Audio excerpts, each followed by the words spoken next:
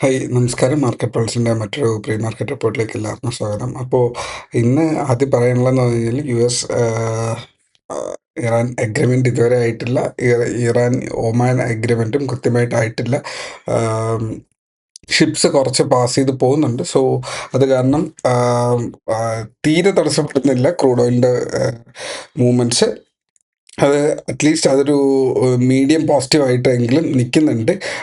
Brent crude ഓയിലിൻ്റെ price $87 നിൽക്കുന്നത്. അതായത് ഏതാണ്ട് ഓവർ പ്രൈസ്ഡും അല്ല, ഫ്ലാറ്റ് ആയിട്ടുള്ള, കഴിഞ്ഞ ദിവസങ്ങളിൽ വെച്ച് നോക്കുമ്പോൾ ഫ്ലാറ്റ് ആയിട്ടുള്ള ഒരു പ്രൈസിലാണ് നിൽക്കുന്നത്.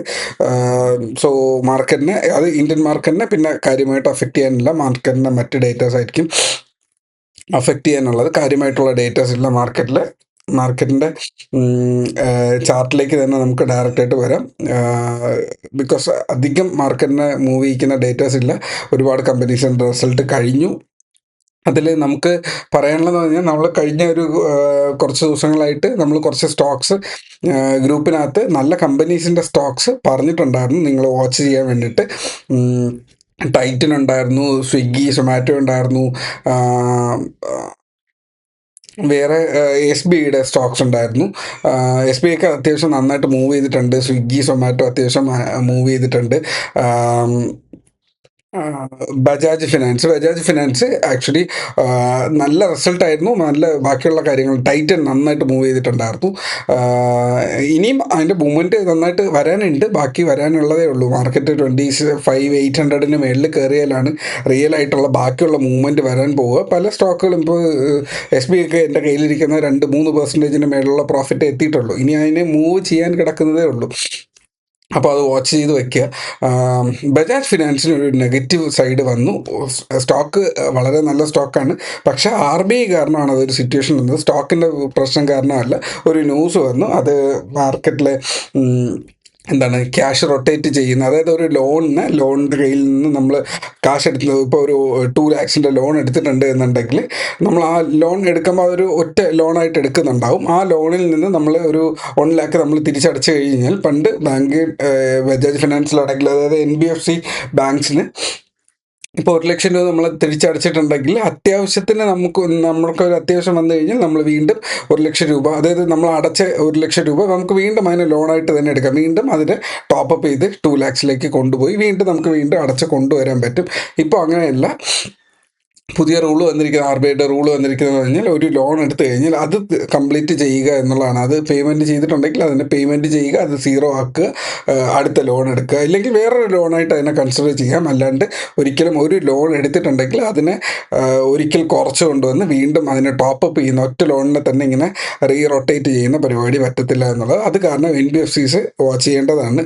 മുത്തൂറ്റ്, മറ്റ് NBFCs, മെയിൻലി ബജാജ് ഫിനാൻസ് തന്നെയാണ്. അപ്പോൾ അതാണ് അവിടെ ഒരു നെഗറ്റീവ് വന്നത്. ബജാജ് ഫിനാൻസിൻ്റെ ചാർട്ട് നോക്കിയിട്ട് നിങ്ങൾക്ക് അത് മൂവ്മെൻറ്റ് തോന്നുന്നില്ല എന്നുണ്ടെങ്കിൽ അതിനെ കൺസിഡർ ചെയ്യാതിരിക്കുക. ബാക്കിയുള്ള എല്ലാ സ്റ്റോക്സും അങ്ങനെ തന്നെ നിങ്ങൾക്ക് വാച്ച് ലിസ്റ്റിൽ വരാം.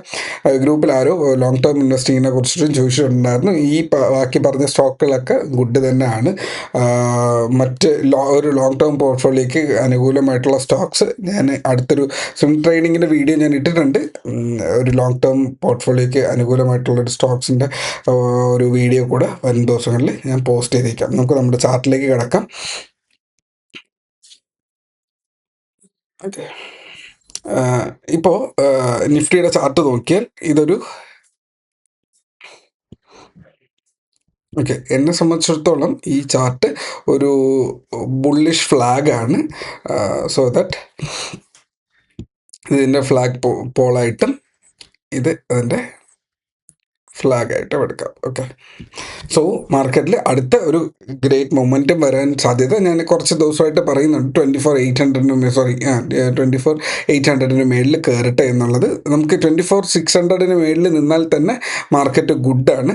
ഇന്ന് ലാസ്റ്റ് ഡേയിൽ മാർക്കറ്റ് ക്ലോസ് ചെയ്ത് 24,570 റേഞ്ചിലാണ് ക്ലോസ് ചെയ്തിരിക്കുന്നത്. ഏതാണ്ട് ഈ ഒരു ലെവലിലാണ് ക്ലോസ് ചെയ്തിരിക്കുന്നത്. ഓപ്പൺ ചെയ്യുന്നതെന്ന് പറഞ്ഞാൽ സ്ലൈറ്റ്ലി പോസിറ്റീവായിട്ട് ഏതാണ്ട് ഇത് ഇവിടെയാണ് ഓപ്പൺ ചെയ്യുന്നത്. സോ ലിറ്ററലി തലേ ദിവസത്തെ വെള്ളിയാഴ്ചത്തെ ഡേ ഹൈയിന് അടുത്താണ് മാർക്കറ്റ് ഓപ്പൺ ചെയ്യാൻ സാധ്യത. സോ ഓപ്പൺ ചെയ്ത് കഴിഞ്ഞാൽ ഈ ഫ്ലാഗിൻ്റെ ഹൈ ആയിട്ടുള്ള 24,780 to 800 റേഞ്ചിലേക്ക് അടുത്തൊരു മൊമെൻറ്റും എക്സ്പെക്ട് ചെയ്യുക എന്നുള്ളതാണ്. സോ 600, 660, 24,600, 24,660, 720, 800 ഈ 3 ലെവൽസ് നോക്കുക.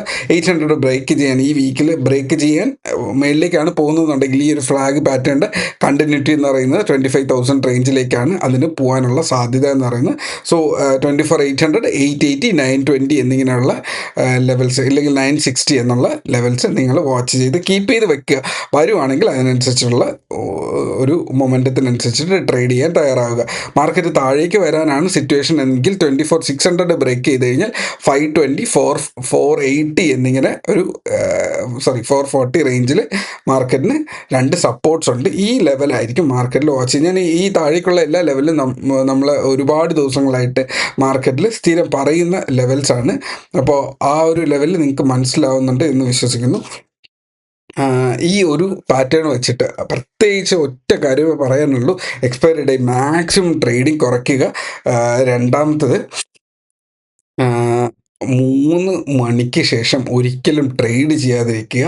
നിങ്ങൾ എത്ര പോസിറ്റീവിലാണെങ്കിലും മാർക്കറ്റ് ഒരു ഡിസിഷൻ എടുക്കും. നിങ്ങൾ പോസിറ്റീവിൽ നിന്ന് ഒറ്റയടിക്ക് വലിയൊരു നെഗറ്റീവിലേക്ക് ഇല്ലെങ്കിൽ SL വയ്ക്കാൻ പറ്റാത്ത അത്രയും വലിയൊരു ലോസിലേക്ക് നിങ്ങളെ കൊണ്ടുവന്ന് മാർക്കറ്റ് ഇടാം. ഇല്ലെങ്കിൽ അതിഭീകരമായിട്ടുള്ള പ്രോഫിറ്റും കൊണ്ടുവരാം. പ്രോഫിറ്റ് കൊണ്ടുവരുന്നതിനേക്കാളും ഏറ്റവും ഇമ്പോർട്ടൻ്റ് എന്ന് പറയുന്നത് ക്യാപിറ്റൽ ഉണ്ടെങ്കിൽ നാളെയും ട്രേഡ് ചെയ്യാൻ പറ്റും. സോ ശ്രദ്ധിച്ച് മാത്രം ട്രേഡ് ചെയ്യുക. 3 മണിക്ക് ശേഷമുള്ള പ്രോഫിറ്റ് തൽക്കാലം വിട്ട് കളയുക. ഒരു മാസം കഴിയട്ടെ, ഇതിൻ്റെ ഒരു ഇൻറ്റൻസിറ്റി എന്താണെന്നുള്ളത് മനസ്സിലാക്കട്ടെ. ബാക്കിയുള്ളവരുടെ റിയാക്ഷനിൽ നിന്ന് മനസ്സിലാക്കാം. സ്വന്തം കാശിട്ട് കാശ് പോയി ആ ഒരു റിയാക്ഷൻ ഉണ്ടാക്കണം എന്നുള്ളത് നിർബന്ധമില്ല. സോ വൈസായിട്ടുള്ള ഡിസിഷൻ എടുക്കുക, ശ്രദ്ധിച്ച് ട്രേഡ് ചെയ്യുക. സോ ഇങ്ങനെ അനുകൂലമായിട്ടുള്ള മാർക്കറ്റാണല്ലോ, സോ അതിൽ ഫോക്കസ് ചെയ്യുക. ലോങ് ടേമിന് അനുകൂലമായിട്ടുള്ള മാർക്കറ്റാണ്, അതിൽ ഫോക്കസ് ചെയ്യുക. ഓപ്ഷന് അനുകൂലമായിട്ടുള്ള മാർക്കറ്റ് അല്ല. അപ്പോൾ അതിനനുസരിച്ചിട്ട് സ്വന്തമായിട്ട് ഒന്ന് ബെറ്റർ ആവാൻ ശ്രമിക്കുക. കഴിഞ്ഞ 4-5 ദിവസമായിട്ട് എനിക്ക് ഒരു ട്രേഡ് പോലും ക്ലോക്ക് ചെയ്തിട്ടില്ല. ബിക്കോസ് അതിൻ്റെ ആവശ്യമില്ല. മാർക്കറ്റിനെ എന്താണെന്ന് മനസ്സിലാക്കുക എന്നുള്ളതാണ്. ആ ഒരാഴ്ച മനസ്സിലാക്കുക എന്ന് പറയുന്ന അടുത്ത 1-2 വർഷത്തേക്ക് നമുക്ക് ട്രേഡ് ചെയ്യാനുള്ള ഒരു ഐഡിയ സെറ്റ് ചെയ്യുകയിൽ കൂടെയാണ്. സോ ആലോചിച്ചിട്ട് ചെയ്യുക. എല്ലാം ട്രേഡിംഗ് ഡേ അല്ല എന്നുള്ളത് മനസ്സിലാക്കുക. സോ ഇത്രയേ ഉള്ളൂ ഇന്നത്തെ സെഷൻ. മറ്റൊരു വീഡിയോ ആയിട്ട് നാളെ കാണാം. Trade safe, take care, by.